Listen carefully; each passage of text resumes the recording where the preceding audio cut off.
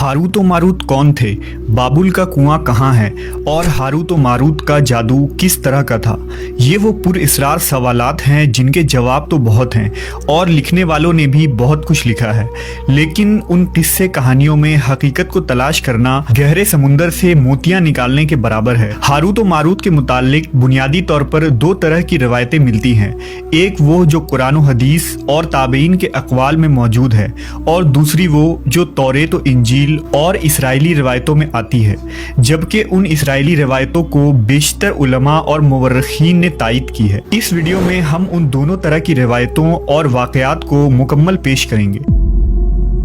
रिवायतों के मुताबिक हज़रत इदरीस अलैहिस्सलाम के ज़माने में एक मरतबा आसमान और ज़मीन के दरमियान से पर्दों को हटा दिया गया तो फरिश्तों ने ज़मीन में आबाद इंसानों को देखकर ताज्जुब किया और बोले, या रब्बुल आलमीन, हम तो गुनाह के करीब भी नहीं जाते, जबकि ये बनी आदम गुनाहों में इतने मुब्तला हैं।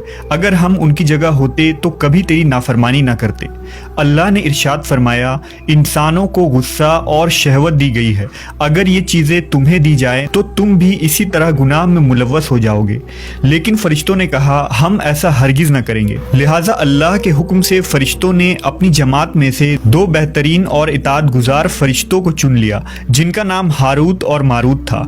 अल्लाह ने उन दो फरिश्तों में इंसानी फितरत और शहवत डालकर दुनिया में भेजा। वो शहर बाबुल में दो खूबसूरत इंसान बनकर आए और काजी के काम पर मुकर्रर हो गए, जहां वो लोगों के दरमियान फैसले किया करते थे। एक दिन उनके पास एक औरत अपना मुकदमा लेकर आई और कहा कि उसका शौहर उसे बहुत परेशान करता है।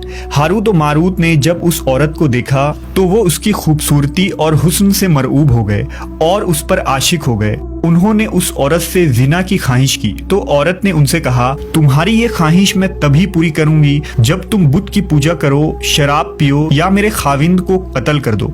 हारूत व मारूत ने शराब नोशी को छोटा गुनाह समझकर पी लिया और नशे की मस्ती में दो और कबीरा गुनाह कर बैठे। उस औरत ने उनसे आसमान पर चढ़ने का अमल भी सीख लिया, जिसके जरिया वो आसमान पर जाते थे। जब औरत इस अमल के जरिया आसमान पर गई तो अल्लाह के हुक्म से उसे सितारे की शक्ल में मस्ख कर दिया गया। चूंकि उस औरत का नाम ज़ोहरा था, इसलिए वो सैयारा ज़ोहरा कहलाया, जिसे आज वीनस कहते हैं।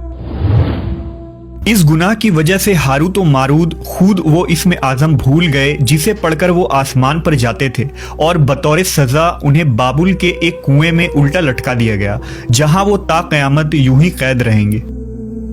ये एक इसराइली रवायत है जिसे इमाम इब्न कसीर और फ़खरुद्दीन राज़ी जैसे मुफस्सरीन अफसाना और मन घड़त कहानी करार देकर सख्ती से रद्द कर देते हैं। वहीं इमाम सयूती जैसे उलमा इस रिवायत को मुस्तनद मानते हैं।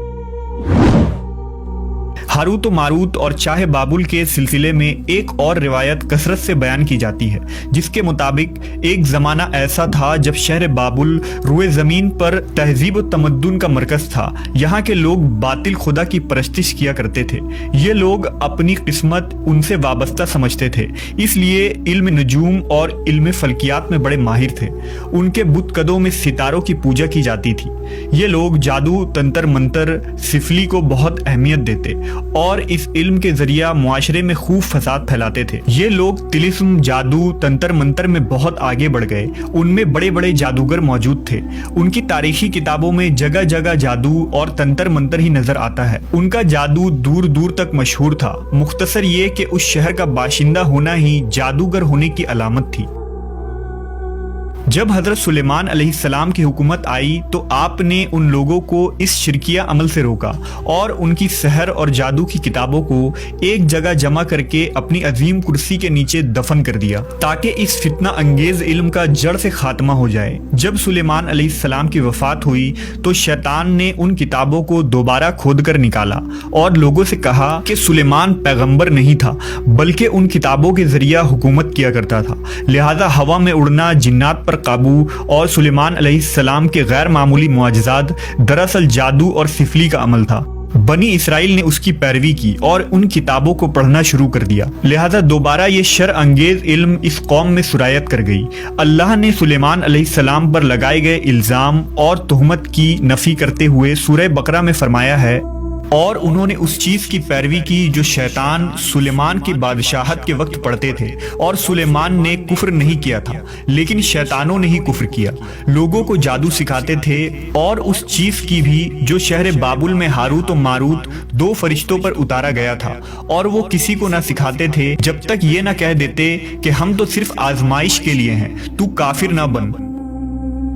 لہذا جب یہ سحر کا علم بابل میں عام ہو گیا اور لوگوں کی تکلیف اور پریشانی کا باعث بن گیا، تو اللہ نے دو فرشتوں کو انسانی صورت میں مامور کیا کہ وہ جادو کے عوامل اور اسے باطل کرنے کا طریقہ لوگوں کو سکھائیں تاکہ وہ جادوگروں کے فساد اور شر سے محفوظ رہ سکے۔ لیکن یہ تعلیمات غلط مقصد کے لیے بھی استعمال ہو سکتی تھی، حالانکہ وہ فرشتے لوگوں کو تنبیہ کرتے تھے اور ان کے لیے صراحتاً کہتے تھے کہ یہ تمہارے لیے ایک طرح کی آزمائش ہے، لیکن پھر بھی وہ لوگ ایسے کاموں میں پڑ گئے جو انسانوں کے لیے ضرر اور نقصان کا باعث تھا۔